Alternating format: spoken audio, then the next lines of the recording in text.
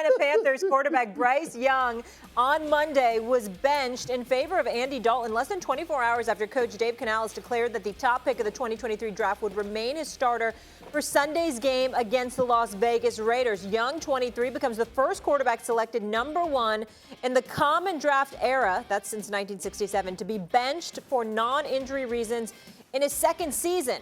Louis Riddick took to X saying, quote, "The Carolina Panthers have mishandled the entire quarterback situation from beginning to end, from the evaluation to selection to development, support, and utilization. A total fail over the past 24 months when this current process began." Domonique Foxworth in the building. Hey, friend. Great to see you, Nick. S.A., I'm going to start with you here. Will Bryce Young, gosh, I feel bad even asking this. Will Bryce Young go down as the worst number 1 draft pick ever? Possibly. I'm not rooting for that. Great kid, great star at Alabama. When he was picked number 1 overall, I didn't hear a lot of people poo-pooing that, to be fair to him. But it's been an unmitigated disaster. I want to keep y'all in mind. I want to throw some numbers out here for you, Shannon, and for you, Dom. Do you know in the last 10 games, the Carolina Panthers have led for only 10 seconds? They've had a lead for 10 seconds over the last 10 games. I mean, that is an atrocity, okay? We're looking at Bryce Young right now. You're talking about among 32 quarterbacks with at least 250 attempts. His record is 2-16, worse than the NFL. 59.3% completion percentage, dead last. 173.4 passing yards per game. 31 of 32 quarterbacks. That's where he ranks. The only person that was worse dating back to last season is Kenny Pickett. Last in yards per attempt. Last in touchdown percentage. Last in passer rating. This is what we're talking about. And he's completed just 38% of his passes in his career with 1 touchdown and 5 interceptions when under pressure. Ladies and gentlemen, Jamarcus Russell wasn't even that bad. And you know how I felt about Jamarcus Russell. I mean, this is maybe the biggest bust in NFL history. These are the kind of things that are starting to be brought up. Now, your new coach, the ownership has been a disaster. No cohesion, no structure whatsoever. He's been put in an absolutely awful spot. Frank Wright was supposed to be a guy that was going to turn things around. He got fired after 11 games. We saw all of this. And we know it's not him. It's not just him. But ultimately, when you're that small, I remember Shannon, I remember Dom with the Super Bowl in Arizona was the first time I met him face to face. This is me. I'm Stephen A. We know how slim I am. You understand? This brother looked smaller than me and was at least 3 inches shorter than me. I mean, I looked at him and I could not believe how tiny he was. And I'm like, how in God's name is he going to be able to succeed on the NFL level? And here we are with a year and 2 games evidence. It's just very, very, very bad. He probably needs to go to a new situation, but if he doesn't, yeah, the answer to this question, Molly, could be yes.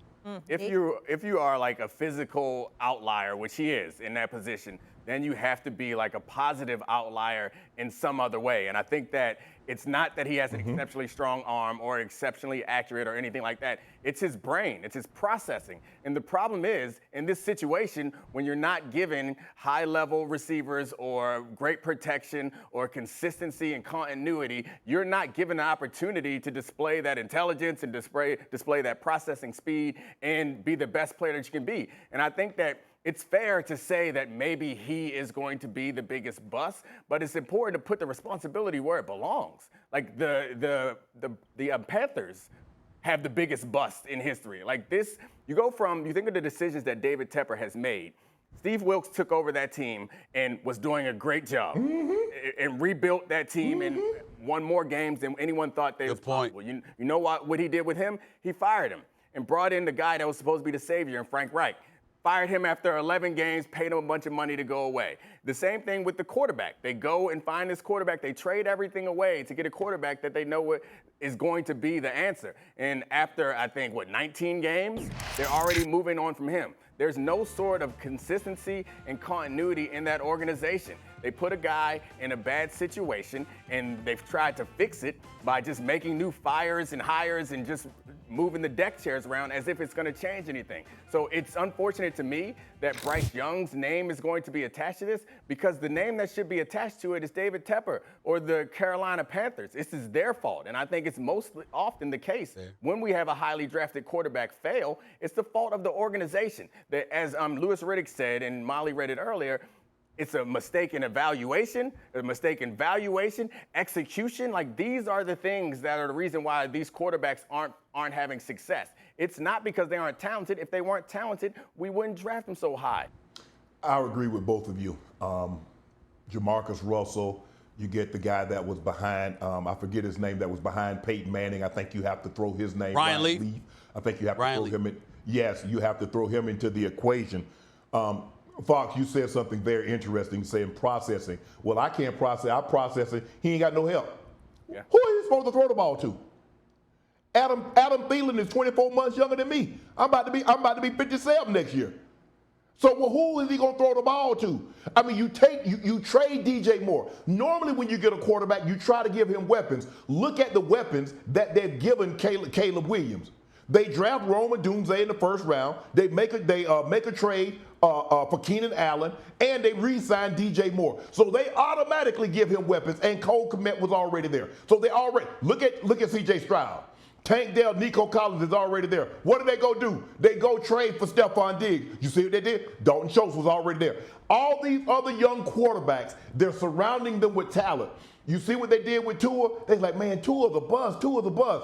But hold on, let's go look and see what he had at Alabama. Man, he had Judy, he had Ruggs, he had this one, he had that one. Let's go get that level of talent and bring it here. So that's what they did. So when are you going to give him some weapons? Now, still, that might not be enough, but at least you owe it, considering you gave up damn near your franchise to get him, because you traded the #1 overall draft pick in Caleb Williams. They took a tackle, and you still got a 2025 second-round pick, if I'm not mistaken, still on the books. You owe it to yourself. You owe it to this young man to give him as much help as you possibly can. And if it doesn't work, you can say, look, it wasn't for lack of trying. We tried to surround him with as much talent as we possibly could. And at the end of the day, it just didn't work out. But I don't know how we could honestly sit here and say that this kid is a failure at this very moment, considering if you give me 3 months of Stephen A and my hips hold up, I might can play 2 or 3 games at tight end for him. I think your hips are fine. Well, I get your point with that, and listen, y'all are both right, especially you, Dom. I can't disagree with it, but you guys played, and you could see the lack or the absence of confidence from his teammates. It's like they know what he can't do because of his size, because of his miniature status. When you got to jump over opposing defenders just to be able to see who to throw the damn football to, which is something that they were articulating in the Charlotte Observer or the New York Times, if I remember correctly. This is something that's problematic, okay? But I will say this. I'm not going to go as far as to say he was bad as Jamarcus Russell, because, again, what he's been put in this dire kind of situation, and it's definitely an organizational issue. With Jamarcus Russell, in 25 games, I'm just looking at this guy right here, 7 and 18, worse in completion percentage, worse in yards per game, worse with 10 more interceptions, worse in passer rating. As bad as Bryce Young's numbers have been because of the because of the position he's been put in by the organization, it still ain't worse than Jamarcus Russell. So I guess that's a silver lining somewhere. And Neek and Shannon, to your point, and Stephen A., remember when you sat down with Tom Brady at the Fanatics Fest, and I sat and watched that interview, which was riveting. Tom Brady said that we're failing quarterbacks by just forcing them to play too young, and exactly what you're saying, not putting them in the right position. Yeah, I think so. I think Tom's probably right about that. But I would also say that if you look at it's a point that I've been trying to drive home for a while. If you look at all the good quarterbacks in this league, they've all come into good situations. The very best quarterback that we have in the league right now came into what we believe is probably the very best situation. Like, all the top-tier quarterbacks that get extensions, get money, have long careers, even some that we've come to learn aren't as good as we thought they were, they start in good situations and they have success. We keep thinking that we can have some, like, Michael Jordan-like player. Maybe 1 or 2 of those come along every 10, 20 years that you can drop in your franchise and he can turn everything around. But the fact of the matter is you keep drafting these players and ruining their career because you expect them to be be a savior, when the real way to have success is you build up around them, and then you draft a quarterback and you get the best out of them. And that's like, you can go down the list of all the top quarterbacks in the league. And some of them, like Tua, you mentioned Tua, he played better once they got him in a good situation. It's not a coincidence that the best quarterbacks in this league start out with some help, some support, so some protection, some receivers, a running game. Of course. So being number one overall isn't always a blessing because you're getting picked by the worst team. Shannon? And you're going into the worst situation. And the person you're alluding to, Fox, is Patrick Mahomes. So when he got there, he already had Tyreek and he had Travis Kelce. Then they go out and they get Sammy Watkins. You see, they're continuing to add.